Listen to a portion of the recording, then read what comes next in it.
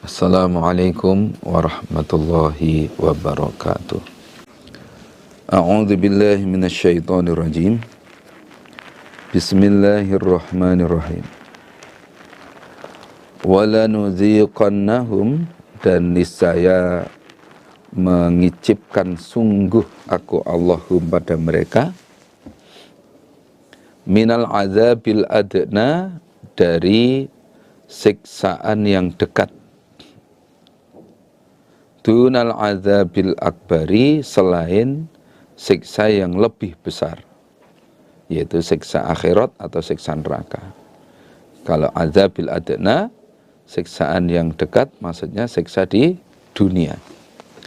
La'alahum, agar mereka iku yarji'un, sama kembali mereka, maksudnya kembali bertaubat, meninggalkan kekafiran.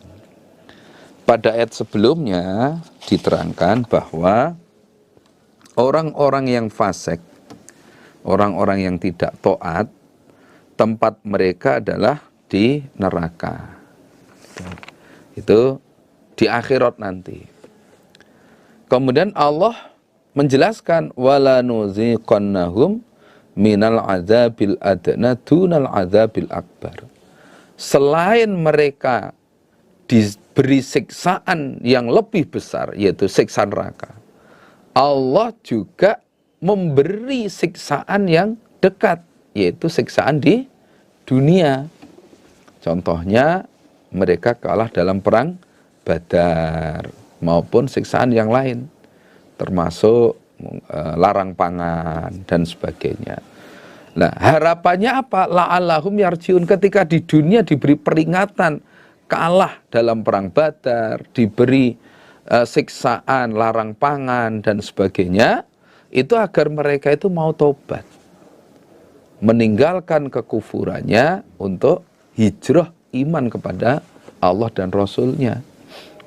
Nah, tapi kenyataannya setelah mereka diberi siksaan di dunia, ternyata mereka tidak bertaubat. Nah, melihat teman-temannya mati dalam perang Badar, tidak dijadikan sebagai pelajaran. Nah, tidak dijadikan sebagai pelajaran, tidak dijadikan sebagai nasihat. Nah, diberi siksaan yang lain juga sama. Mereka tetap dalam kekufuran, mereka tetap tidak taat. Ya sudah, akhirnya mereka di akhirat nanti akan mendapatkan siksaan yang jauh lebih besar, yaitu neraka.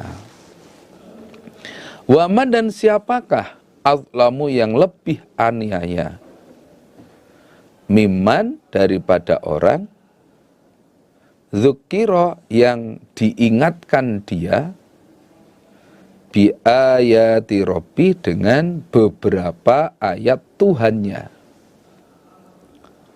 tapi tsumma a'rada, kemudian berpaling dia, anha, dari ayat, artinya tidak mengikuti ayat yang dibaca tadi. Siapakah yang lebih zalim, lebih aniaya daripada orang yang diingatkan dengan menggunakan ayat-ayat Allah, dibacakan ayat-ayat Allah, tapi dia berpaling dari ayat itu, tidak mau iman, tidak dianggap sebagai ayat Allah, tidak dianggap itu sebagai peringatan. Mereka tetap dalam kekufurannya, mereka tetap dalam kemaksiatannya. Nah, kalau sudah diingatkan dengan ayat Allah, mereka tidak mau menerima, terus siapa yang lebih zalim daripada orang itu? Jawabnya ya orang itu sendiri. Wong sudah diingatkan dengan kalam Allah, dengan firman Allah, kok tidak bisa nerima? Nah, ini berarti orang itu zalim banget.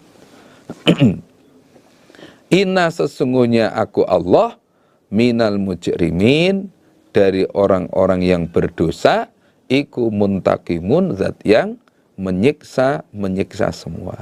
Nah, aku pasti menyiksa pada orang-orang yang berdosa, yang diingatkan dengan ayat Allah, ternyata tidak bisa menerima, tidak ridho, tetap berbuat dosa, tetap kufur kepada Allah. Itu orang yang seperti itu pasti aku siksa.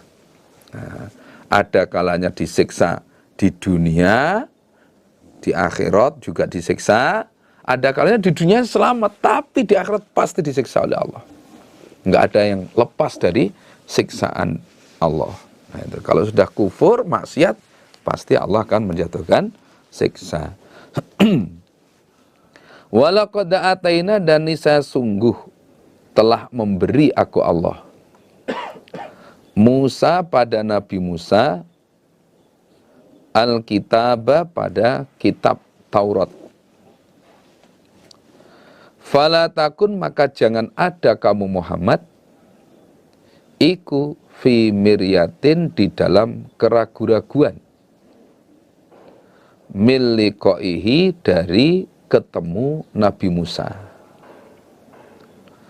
Wa ja'alnahu, dan menjadikan aku Allah pada kitab Taurat hudan, menjadi petunjuk, li Bani Israel, bagi orang-orang Bani Israel. Aku Allah telah memberi kitab Taurat kepada Nabi Musa alaihissalam, yang diterima oleh Nabi Musa di Gunung Tursina atau Gunung Sinai. Nah, selama 40 hari sudah aku berikan. Nah, kamu Muhammad jangan sampai ragu-ragu tentang akan ketemu pada Nabi Musa. Artinya, kamu pasti suatu saat akan ketemu terhadap Nabi Musa. Nah, kenyataannya betul.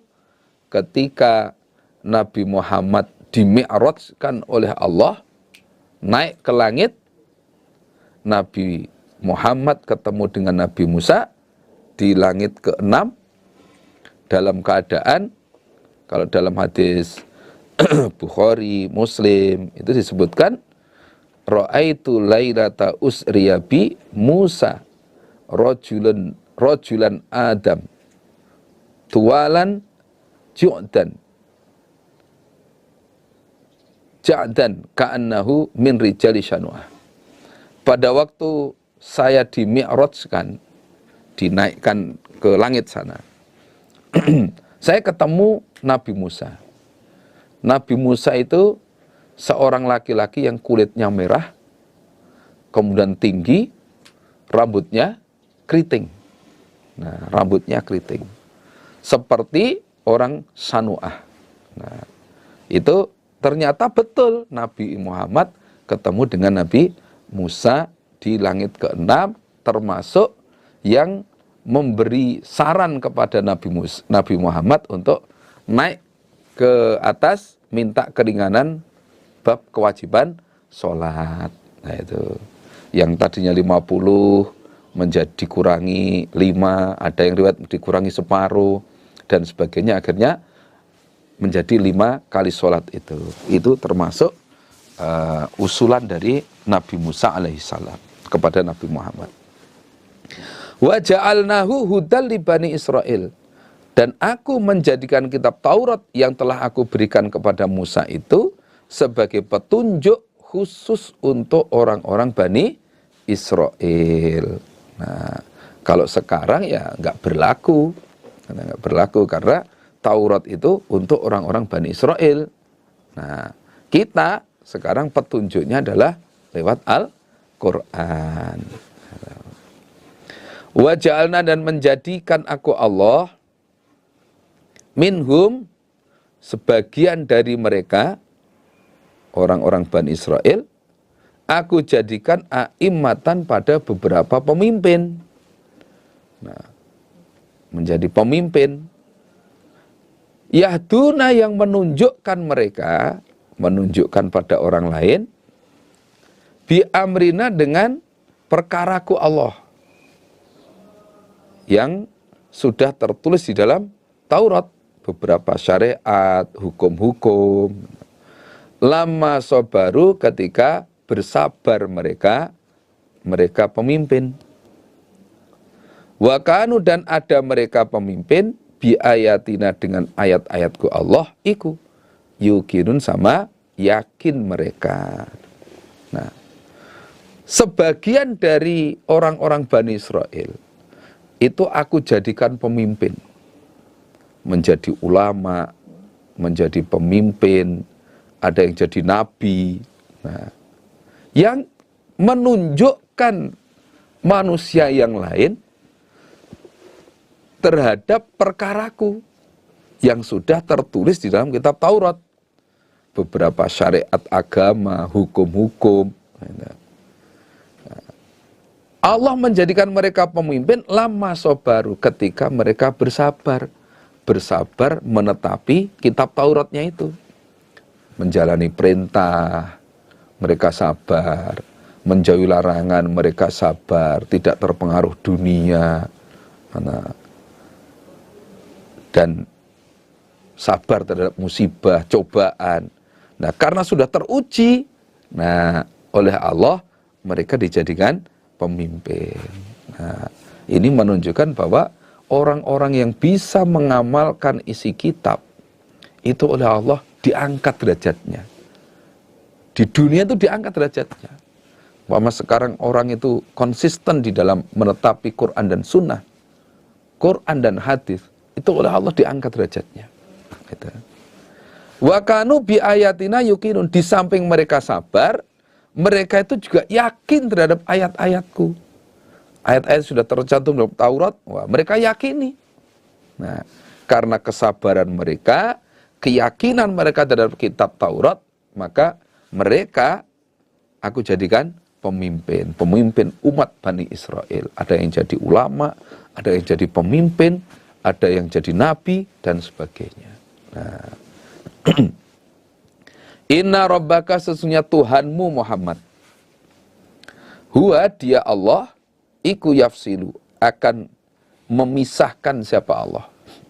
Artinya akan menghukumi siapa Allah. Bainahum, di antara mereka. Mereka orang iman dan orang kafir.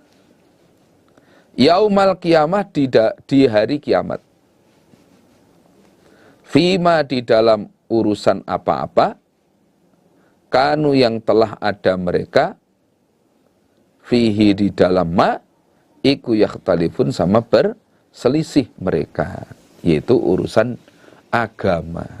Nah, Tuhanmu Muhammad, Allah, akan menghukumi di antara makhluknya.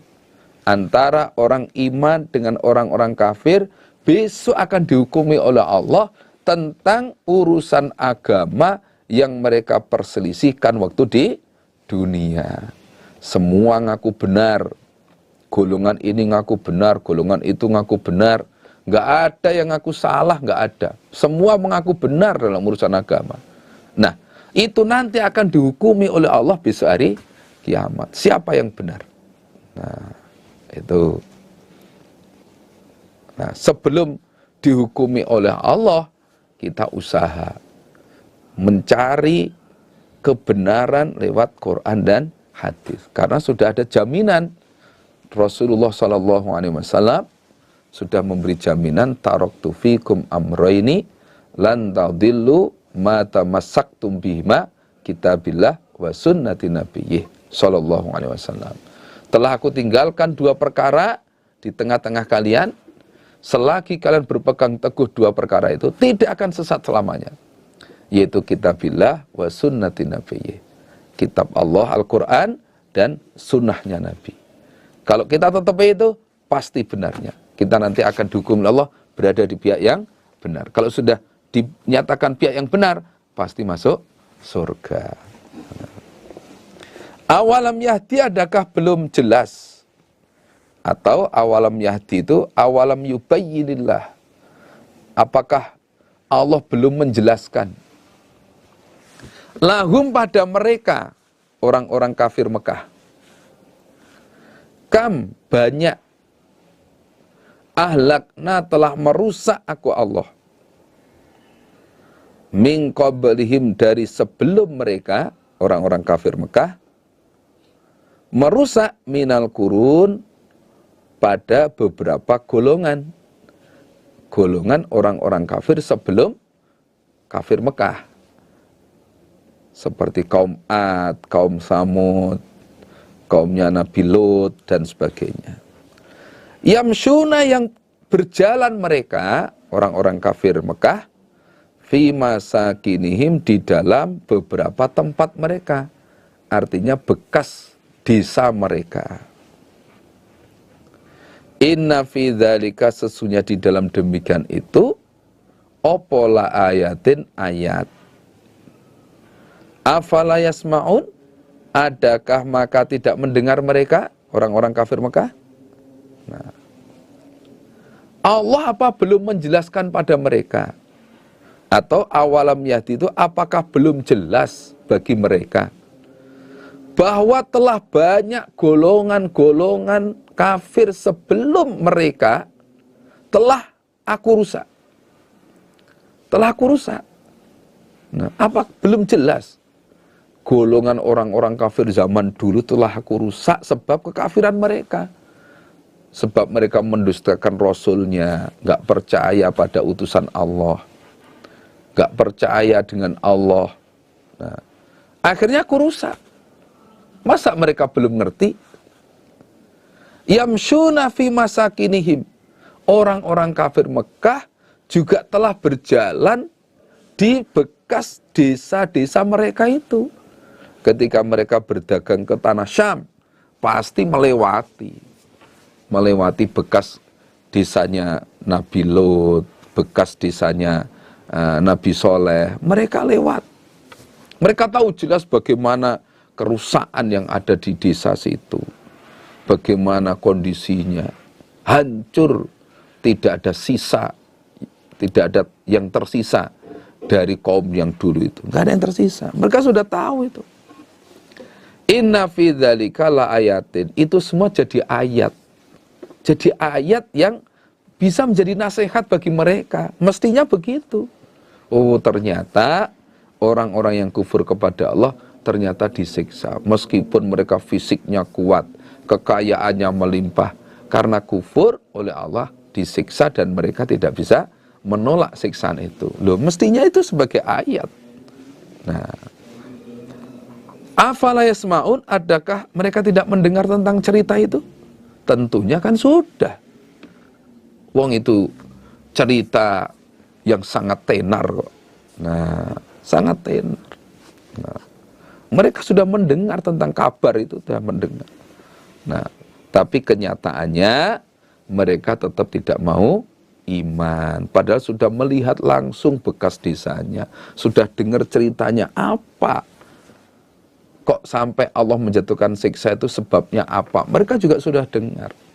Nah, tapi ternyata mereka tetap tidak mau iman. Awalam yaro, adakah belum melihat mereka, orang-orang kafir Mekah, ana sesungguhnya aku Allah iku nasuku, menggiring aku Allah, al-ma'a pada air hujan, ilal ardil jurus pada bumi yang kering, fanukhriju maka mengeluarkan aku Allah, bihi sebab air, mengeluarkan zar'an pada tanaman seperti padi, gandum. Nah, takulu yang makan minhu dari tanaman opo, an'amuhum ternak mereka, wa anfusuhum dan diri mereka. Afala yubsirun, apakah tidak melihat mereka? Nah, orang-orang kafir Mekah apa juga tidak melihat bahwa akulah yang menggiring air ke tanah yang kering. Mendung, gelap, akhirnya turun hujan, menghujani tanah yang gersang, yang kering. Dengan air hujan itu akhirnya aku menumbuhkan tanaman. Tanaman padi, tanaman gandum, yang bisa dikonsumsi, bisa dimakan oleh hewan ternak mereka dan diri mereka sendiri. Nah, gandumnya dimakan manusianya, nah, daunnya bisa dimakan oleh ternaknya, itu contohnya. Nah, masa mereka nggak ngerti itu? Itu kekuasaan Allah itu. Kekuasaan Allah. Allah menumbuhkan bumi yang kering. Afala yubasirun, apa mereka nggak melihat? Kan sudah. Nah, kalau Allah menghidupkan bumi yang kering saja bisa, nah, maka Allah menghidupkan orang yang sudah mati juga bisa. Nah, Allah juga bisa, Allah kuasa. Cukup dengan kalimat kun saja sudah. Nah, mestinya itu jadi nasihat. Nah, tapi ternyata mereka tidak bisa menerima dengan ayat-ayat Allah itu nggak bisa menerima. Saking kerasnya hati mereka dan sudah di stempel kufur oleh Allah. Khatamallahu ala qulubihim wa ala sam'ihim wa ala absarihim ghisyawah. Nah, itu sudah dicap, ada tutupnya hatinya, pendengarannya, penglihatannya, ada tutupnya semua sehingga kenyataan itu tidak bisa masuk ke dalam hatinya. Wa yaquluna, dan berkata mereka orang-orang kafir Mekah, mata kapan opo hadzal fathu, ini keputusan. Ini keputusan. In kuntum, jika ada kalian, iku shodiqin, orang-orang yang sungguh. Nah, orang-orang kafir Quraisy, kafir Mekah, itu bertanya dengan nada menghina, meremehkan. Muhammad, kapan katanya di antara kita akan ada keputusan yang pengikut kamu akan ditolong oleh Allah, kami akan disiksa. Nah, kapan keputusan itu akan datang? Jika kamu orang-orang yang benar, kapan itu tiba? Nah, ini bisa bermakna hadzal fathu ini adalah kiamat atau hari kemenangan orang iman mengalahkan orang kafir. Nah, kapan keputusan itu datang? Kul, katakan Muhammad, yaumal fathi, pada harinya keputusan. Kalau manasnya harinya terbuka, maksudnya keputusan. La yang fa'u, maka tidak manfaat, alladzina, pada orang-orang kafaru yang kufur mereka, opo imanuhum, iman mereka, wala, dan tidak hum, mereka iku yungzurun, diberi tempo mereka, diberi waktu mereka. Jawablah Muhammad, ketika hari keputusan itu telah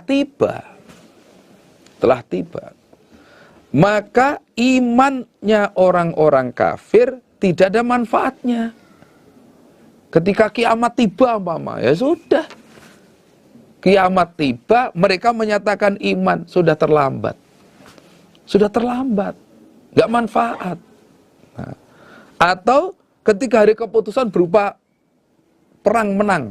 Orang iman menang, terus bisa membunuh orang kafir. Nah, ketika orang kafir akan terbunuh, kok baru menyatakan iman? Ya nggak ada manfaatnya. Nah, nggak ada manfaatnya. Sama dengan Fir'aun, ketika mau tenggelam, mengucapkan la ilaha illallah. Nggak ada artinya. Nah, nggak ada artinya. Begitu kufur, atau dibunuh, nah, kecil-kecil baca la ilaha illallah, wah, ya sudah nggak ada manfaatnya. Sudah terlambat. Nah, walahum yung, dan mereka tidak diberi waktu untuk bertobat lagi kalau sudah hari itu tiba. Nah, kalau sudah hari itu tiba, nggak ada manfaatnya. Ternyata betul orang kafir Mekah mengalami yaumul fathi, yaitu waktu perang Badar. Karena waktu perang Badar mereka alami, waktu Fathu Mekah juga mereka ngalami. Ya, ketika mereka dibunuh, kok baru menyatakan iman, ya nggak ada manfaatnya. Nah itu. Fa'arid, maka berpalinglah kamu Muhammad. Berpalinglah kamu Muhammad anhum, dari mereka, orang-orang kafir Mekah. Wantazir, dan menunggulah kamu Muhammad. Innahum sesungguhnya mereka orang-orang kafir iku muntazirun, orang-orang yang menunggu. Muhammad, kalau orang kafir sudah kamu nasihati, mereka juga sudah melihat bagaimana akibat orang-orang kafir zaman dulu.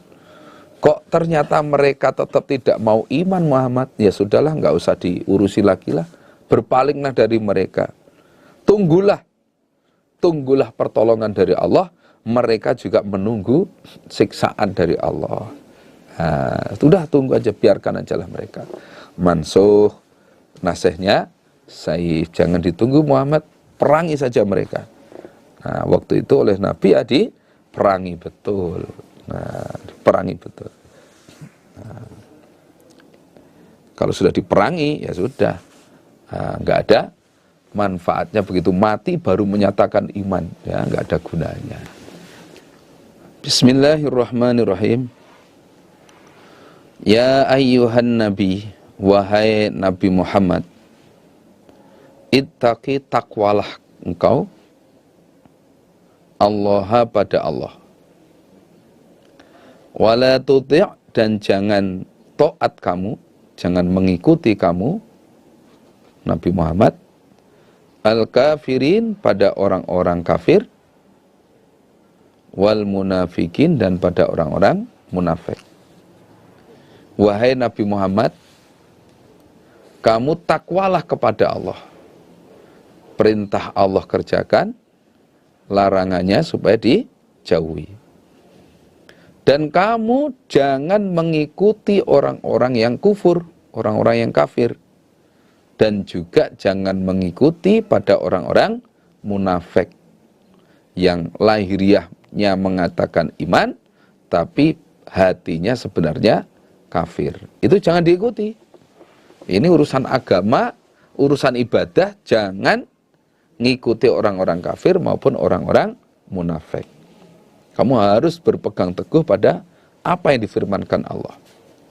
Innallaha, sesungguhnya Allah, karena ada siapa Allah, iku aliman, maha mengetahui,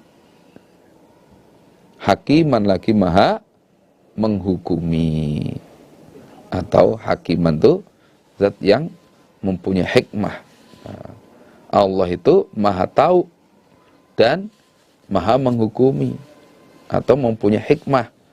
Nah, maka apa yang disampaikan Allah ikuti, apa yang diperintahkan Allah ikuti, karena Allah maha tahu mana yang maslahah untuk kamu, mana yang bahaya untuk kamu, yang memudaratkan kamu. Allah tahu semua. Maka ikutilah Allah, zat yang maha mengetahui itu. Watabi, dan mengikutilah kamu Muhammad, ma, pada apa-apa, yuha, yang diwahyukan apa ma, ilaika, pada engkau Muhammad, mir rabbika, dari Tuhanmu, yaitu Al-Quran. Dan ikutilah Al-Quran yang diwahyukan oleh Allah kepadamu. Jangan mengikuti orang-orang kafir maupun orang-orang munafik. Ikutilah Al-Quran, pasti benarnya.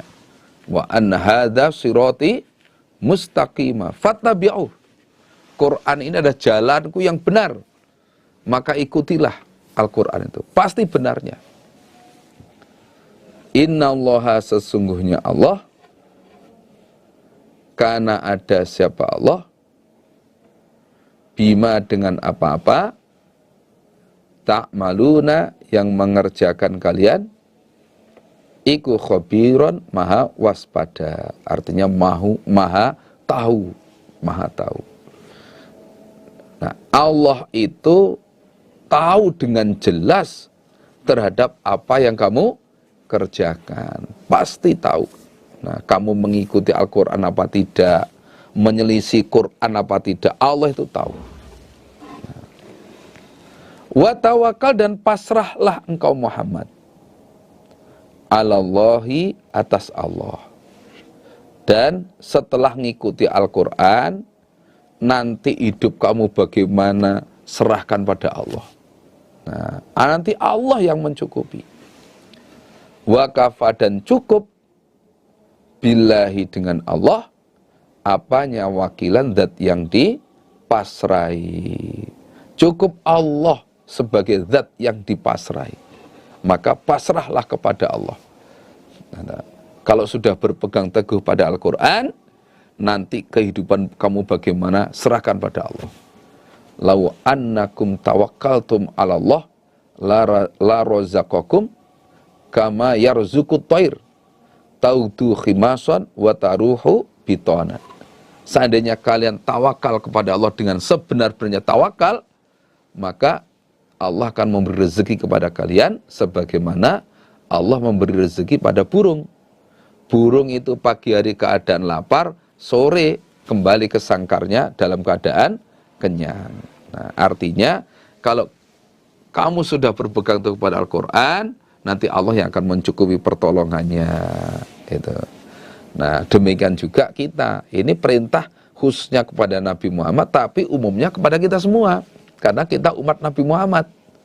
Nah, kalau Nabi Muhammad diperintah untuk mengikuti Al-Quran, maka kita sebagai umat Nabi Muhammad juga harus mengikuti Al-Quran. Kalau Nabi Muhammad diperintah untuk tawakal kepada Allah, maka kita sebagai umat Nabi Muhammad juga diperintah untuk tawakal kepada Allah. Nanti Allah yang mencukupi. Wa may yatawakkal 'ala Allah fahuwa hasbuh. Barang siapa yang tawakal kepada Allah, maka Allah lah zat yang mencukupi. Ma ja'ala, tidak menjadikan sapa Allahu Allah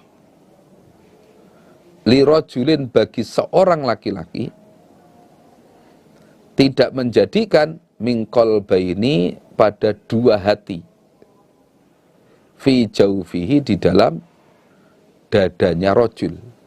Fi jaufi bermakna fi sadrihi, di dalam dadanya.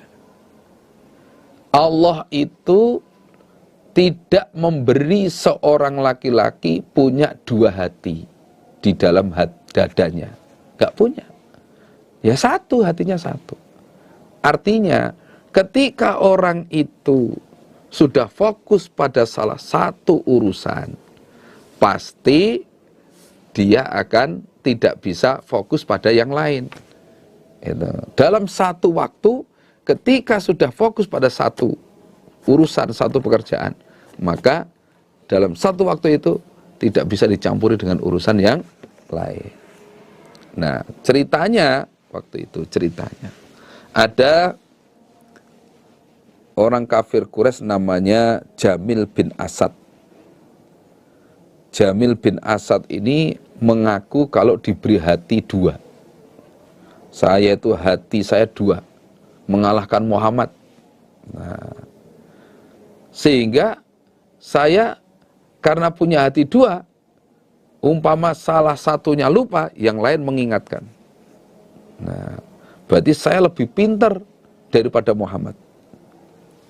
Nah, ketika perang Badar, orang-orang musyrik Mekah kalah.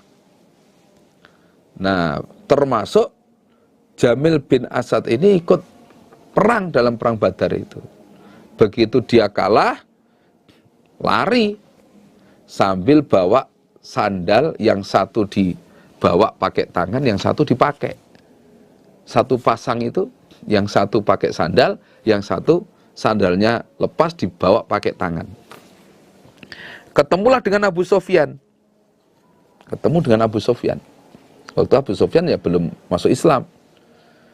Ditanya oleh Abu Sufyan, bagaimana keadaan kamu?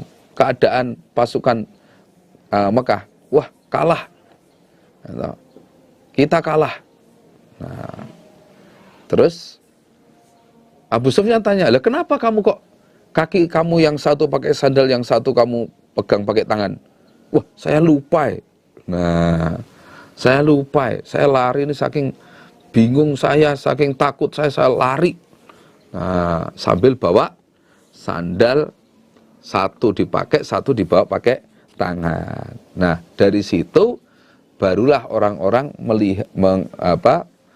menyadari ternyata dia tidak benar.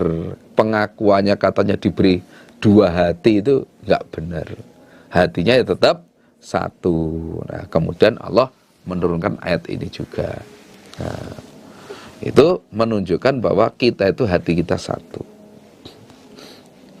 Tapi kalau melakukan pekerjaan bergantian, nah itu bisa.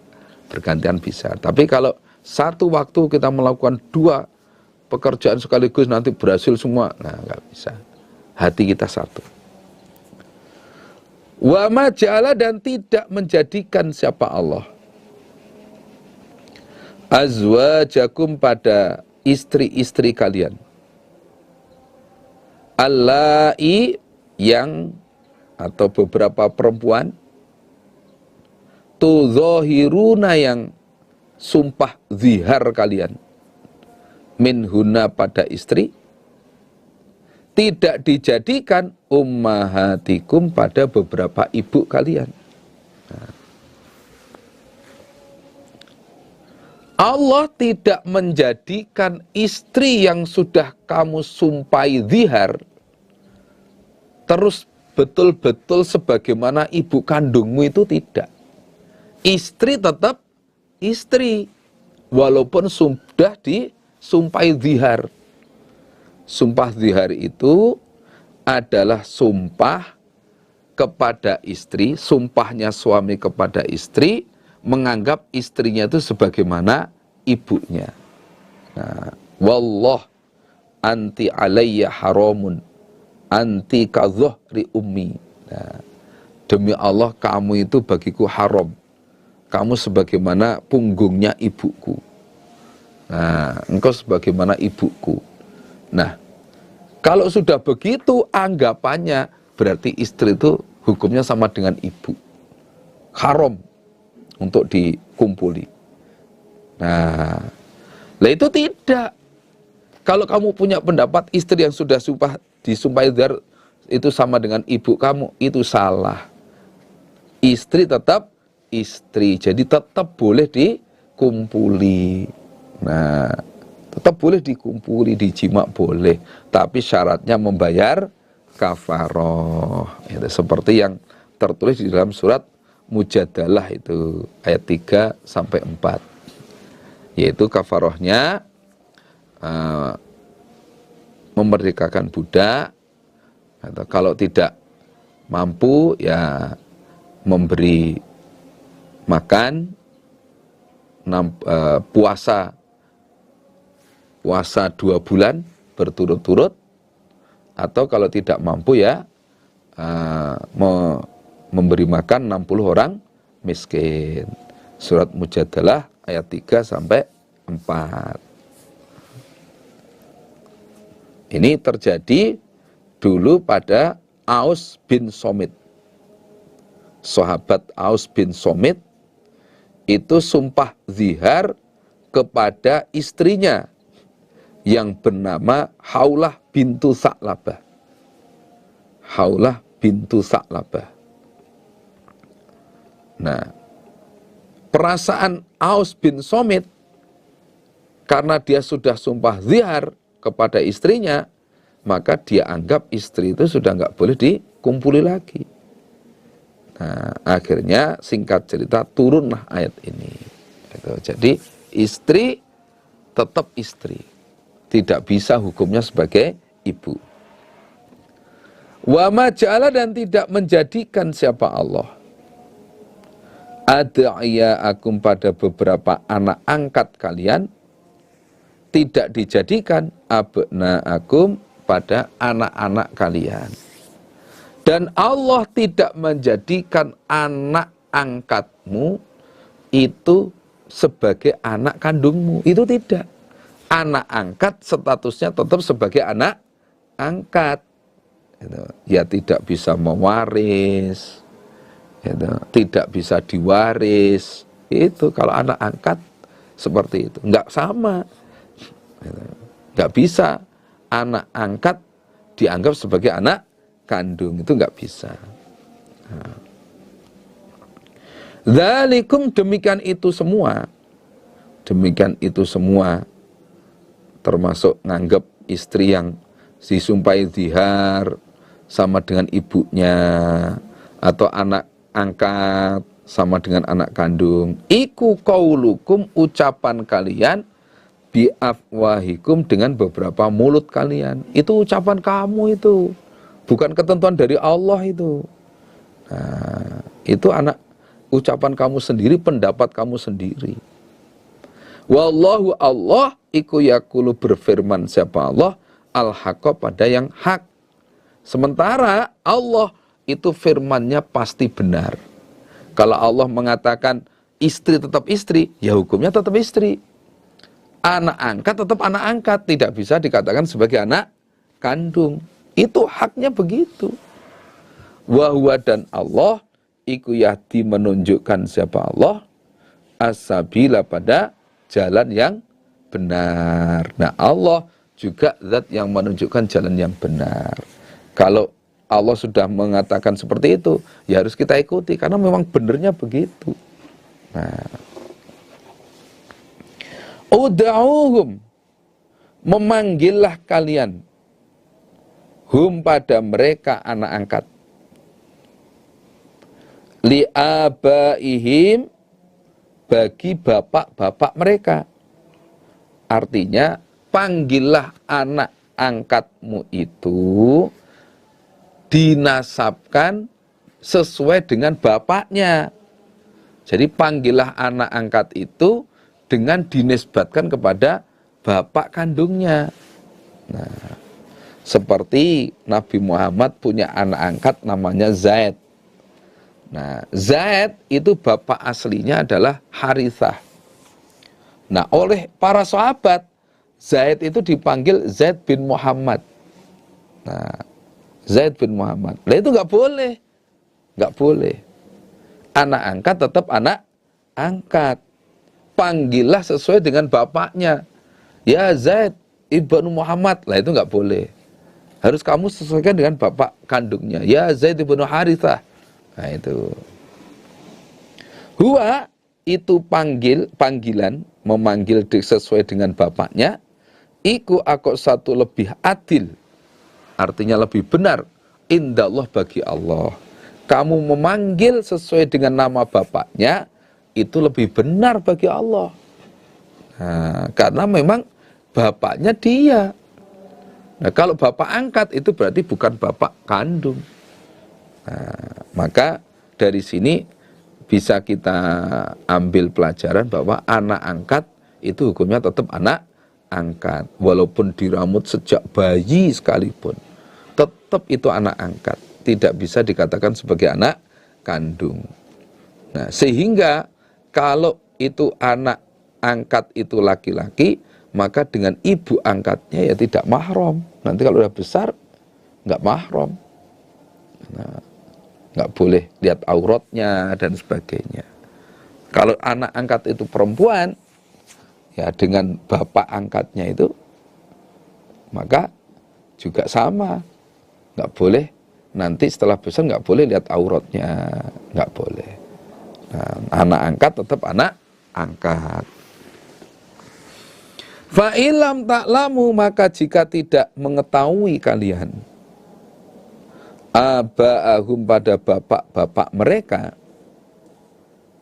fa'ikhwanukum, maka saudara kalian, beberapa saudara kalian, fiddini, di dalam agama, wa mawalikum, dan beberapa kekasih kalian atau bekas budak kalian. Jika kalian tidak tahu siapa bapak kandungnya, nah, siapa bapak kandungnya, kamu tidak tahu siapa bapak kandung, ya sudah, maka mereka itu adalah saudara kamu dalam agama, kalau memang dia muslim. Nah, kalau dia itu seagama dengan kamu, berarti itu saudara muslim kamu. Gitu. Atau itu adalah bekas budak kamu, kalau memang dia sudah dimerdekakan. Seperti Zaid bin Harithah. Bagi yang tidak tahu ya, Zaid Maula Muhammad SAW. Nah itu. Atau mawalikum bermakna kekasih. Kekasih dalam agama. Atau kekasih dalam urusan agama. Itu kalau tidak tahu ya sudah, kamu panggil ya akhi, nah, ya akhi. Nah, atau kalau tahu ini bekas budaknya Nabi Muhammad karena diangkat jadi anak sekaligus budaknya waktu itu kemudian dimerdekakan oleh Nabi. Ya Zaid Maula Muhammad sallallahu alaihi wasallam atau Zaid Maula Rasulillah. Nah, itu. Kalau tahu bapaknya, bapak kandung ya Zaid ibnul Harithah. Nah, termasuk ayat ini diturunkan karena waktu itu para sahabat memanggil Zaid dengan sebutan Zaid bin Muhammad. Para sahabat memanggil Zaid bin Harithah itu adalah Zaid bin Muhammad. Bukan Zaid bin Harithah, tapi Zaid anak laki-lakinya Muhammad. Akhirnya turunlah ayat itu. Walaisa, dan tidak ada alaikum atas kalian opo junahun dosa fima di dalam apa-apa akhtotum yang salah kalian, artinya salah tidak sengaja, bihi dengan ma, walakin tetapinya ma apa-apa ta'ammadat yang sengaja opo kulubukum beberapa hati kalian. Nah, kamu memanggil anak angkat itu, kamu nasabkan dengan bapak angkat, tapi kamu manggilnya itu tidak sengaja, karena taunya ya begitu, itu tidak dosa. Tidak dosa. Nah, karena tidak tahu siapa bapak aslinya, dianggap bapak aslinya ya bapaknya itu, ternyata itu bapak angkat. Sehingga kamu manggilnya ya sesuai dengan bapak angkatnya. Itu karena kamu tidak sengaja, ya nggak masalah, tidak dosa. Nah, yang dosa itu adalah yang kamu sengaja. Hati kamu sengaja, kamu sudah tahu siapa bapak kandungnya, tapi nekat kamu panggil, kamu nisbatkan dengan bapak angkatnya. Lah itu yang dosa. Itu yang dosa, nggak boleh. Nah, wakana, dan ada sopo Allahu Allah iku ghafurun, maha pengampun, rahiman, lagi maha penyayang. Nah, Allah itu maha pengampun, termasuk mengampuni dosamu yang memanggil tidak sesuai dengan bapak kandungnya. Allah maha pengampun, lagi maha penyayang. Nah, ini kalau kita mengangkat anak, nah ini supaya dijaga betul, jangan sampai dianggap sebagai anak kandungnya, karena nanti membawa konsekuensi hukum. Masalah warisan itu ada konsekuensinya. An-Nabiyyu, Nabi Muhammad iku aula, lebih berhak, bil mu'minin, pada orang-orang iman, min anfusihim, daripada diri mereka. Ini ada dua pengertian. Nabi Muhammad itu lebih berhak untuk dicintai, ditaati, diikuti daripada diikuti oleh orang-orang iman, daripada orang iman mencintai diri mereka sendiri, daripada orang iman mengikuti, mentaati diri mereka sendiri. Mereka lebih berhak, lebih wajib mengikuti Rasulullah, lebih taat kepada Rasulullah daripada dirinya sendiri. Nah, lebih cinta kepada Rasulullah daripada cinta pada diri mereka sendiri. Itu yang pertama. Yang kedua, Nabi Muhammad itu lebih berhak mengatur atau memikirkan, meramut pada orang-orang iman daripada orang iman meramut diri mereka sendiri. Nah, itu sampai-sampai Nabi Muhammad itu bersabda, barang siapa yang mati meninggalkan hutang, tanggungan, maka akulah yang berhak untuk ngurusi itu semua. Nah, barang siapa yang mati meninggalkan harta, maka untuk ahli warisnya. Sampai begitu itu. Nah, sampai begitu itu Nabi lebih ngeramut ngurusi kepada orang-orang iman daripada orang iman ngurusi dirinya sendiri. Wa azwaju, sedangkan istri-istrinya Nabi iku ummahatuhum, beberapa ibu mereka. Artinya hukumnya sama dengan atau seperti ibu mereka sendiri.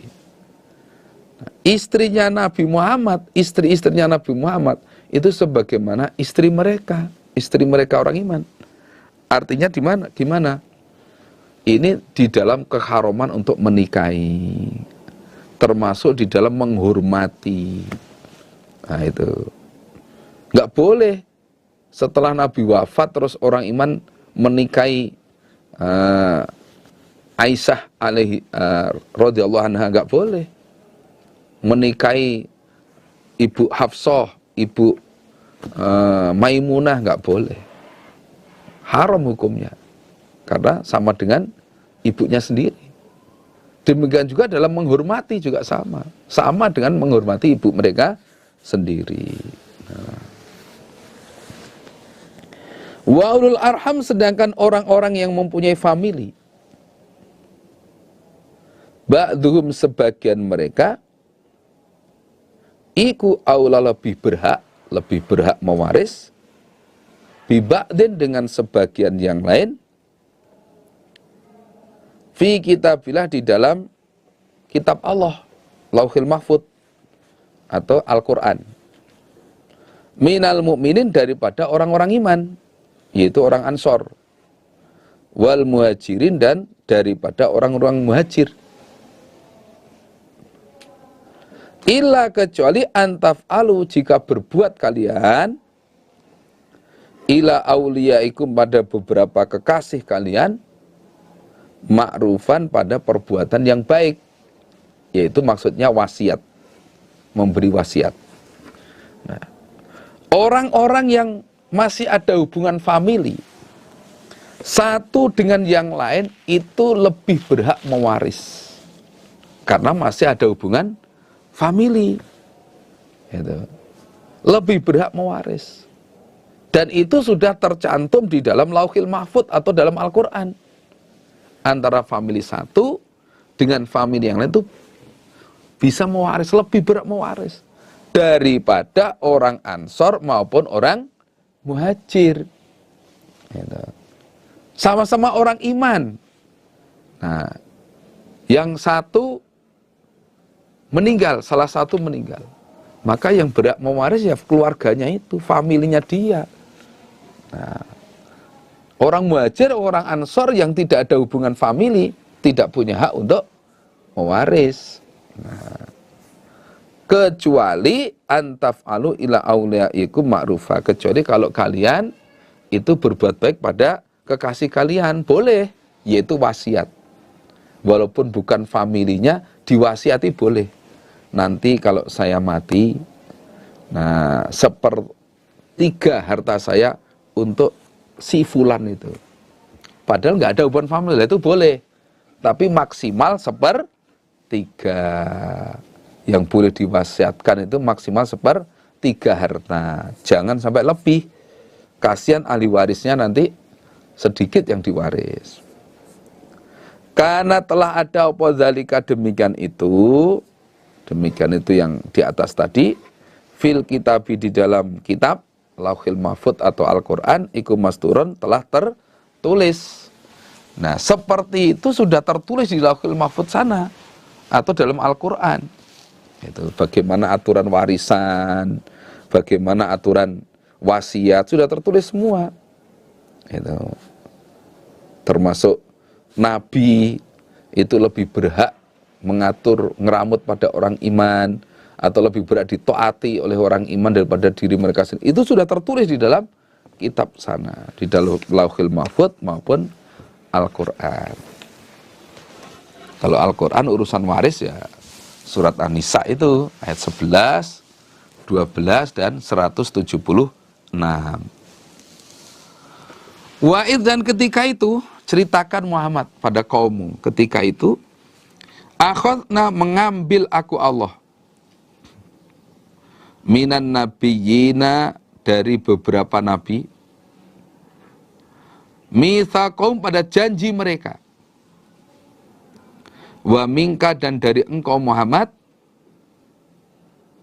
wa min Nuhin dan dari Nabi Nuh, wa Ibrahim dan dari Nabi Ibrahim, wa Musa dan Nabi Musa, wa Isa dan dari Nabi Isa ibni Maryam, anak laki-lakinya Maryam.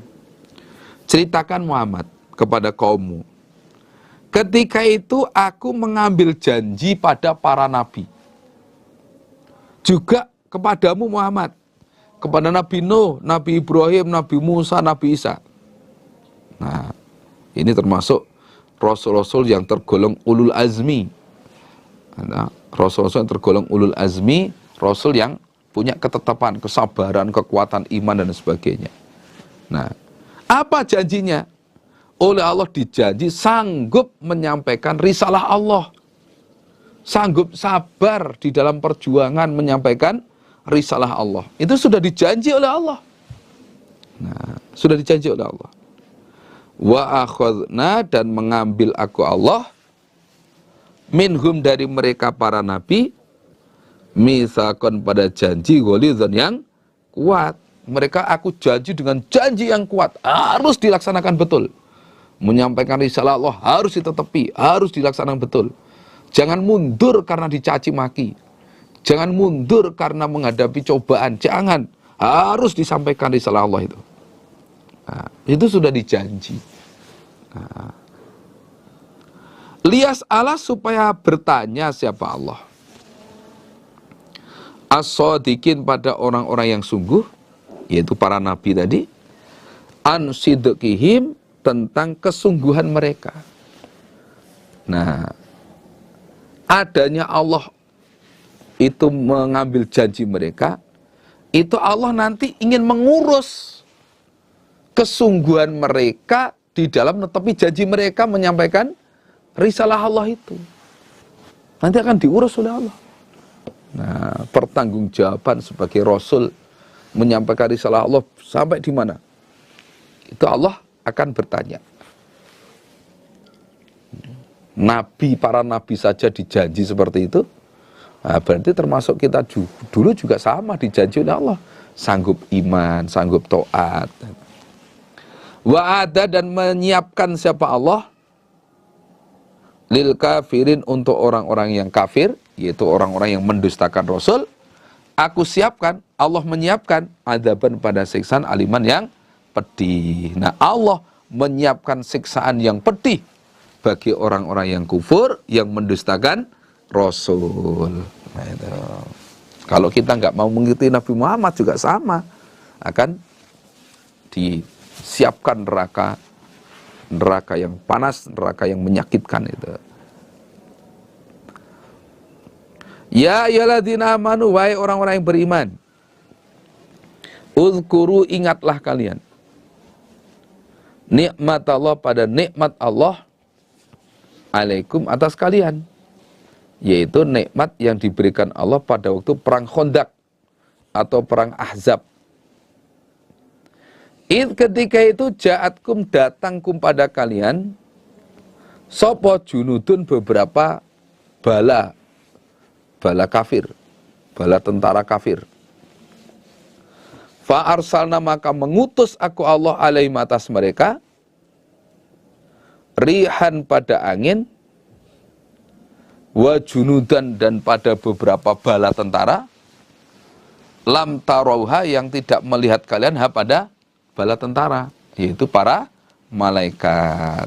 Hei orang-orang iman, ingatlah nikmat Allah yang sudah diberikan kepada kalian waktu perang Ahzab atau perang Khandaq. Ketika itu banyak bala tentara orang-orang kafir datang kepada kamu untuk ngepung, memblokade kamu. Nah, akhirnya singkat cerita, aku mengutus angin yang menyiksa mereka, angin yang dingin yang menyiksa mereka. Dan aku menurunkan pasukan yang tidak kamu lihat, yaitu para malaikat. Nah, akhirnya mereka lari tunggang langgang karena diterjang angin, kemah-kemah mereka porak-poranda diterjang angin. dan juga Allah menurunkan malaikat. Ini terjadi pada bulan Syawal tahun 5 Hijriah. Bulan Syawal tahun 5 Hijriah. Wa kana, dan ada sapa Allahu Allah bima, dengan apa-apa tak maluna yang mengerjakan kalian, iku basirun, maha melihat. Allah itu maha melihat dengan apa yang kamu kerjakan semua. Allah tahu semua itu. Nah, kenapa terjadi perang Ahzab? Nah, ceritanya, jadi pada bulan Syawal tahun 5 Hijriah itu segolongan orang Yahudi itu datang menjumpai orang-orang kafir Quraisy gitu, di Mekah sana. Mereka orang Yahudi ini mengajak orang-orang kafir Quraisy untuk memerangi Nabi Muhammad. Mengajak orang-orang kafir Mekah untuk memerangi Nabi Muhammad. Mereka mengatakan, orang Yahudi itu berkata, agama kamu itu lebih baik daripada agamanya Muhammad. Nah, maka kita harus memerangi mereka. Nah, sudah. Akhirnya terpengaruh orang-orang kafir Mekah itu terpengaruh. Ya, siap. Nah, terus orang Yahudi datang lagi ke Gotofan, desa Gotofan. Terus desa Qais, Goilan, dan sebagainya. Mereka diajak bersekutu untuk memerangi Nabi Muhammad. Nah, itu. Begitu Nabi Muhammad mendengar bahwa orang Mekah dan orang-orang Yahudi ternyata siap untuk melawan orang iman, menghancurkan orang iman yang ada di Madinah, wah, Nabi Muhammad langsung mengadakan musyawarah. Gimana ini? Nah, akhirnya atas usul Salman Al-Farisi, maka dibikinlah kalen, parit besar, nah, di sekeliling Madinah. Di sekeliling Madinah, kota-kota yang biasa dilewati masuk ke kota Madinah itu digali parit besar. Nah, sampai begitu itu. Nah, dikepung selama kurang lebih 1 bulan.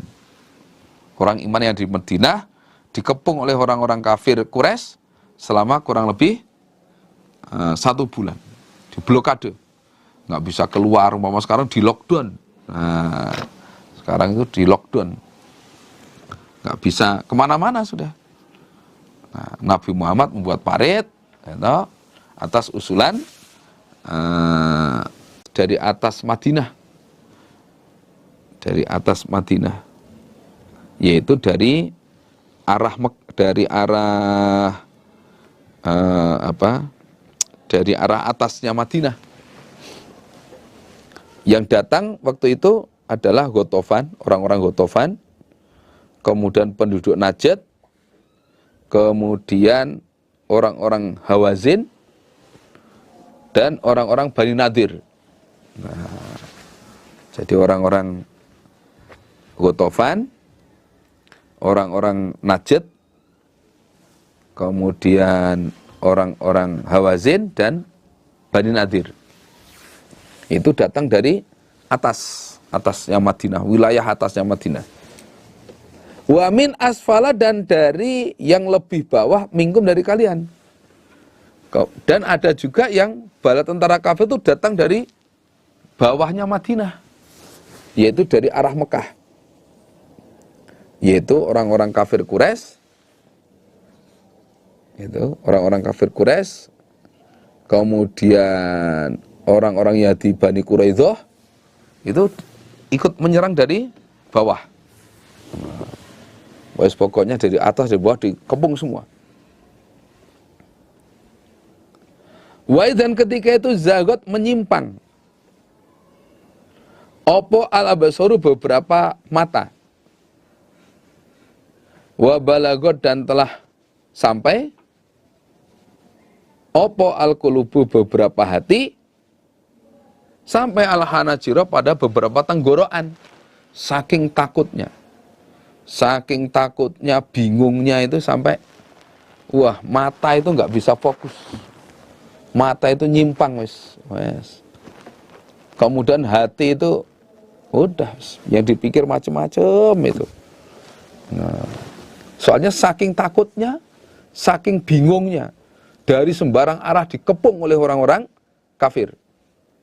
Nah, wa tazunnuna, dan menyangka kalian orang-orang iman, menyangka kalian bilai dengan Allah adzununa pada beberapa persangkaan. Dan pada waktu itu kalian menyangka macam-macam. Kalau yang iman sih ya menyangka, wah pasti ada pertolongan ini nanti. Kalau orang munafik, dia meyakini, wah ini pasti kita kalah ini. Wong kita sudah dikepung sembarang arah kok.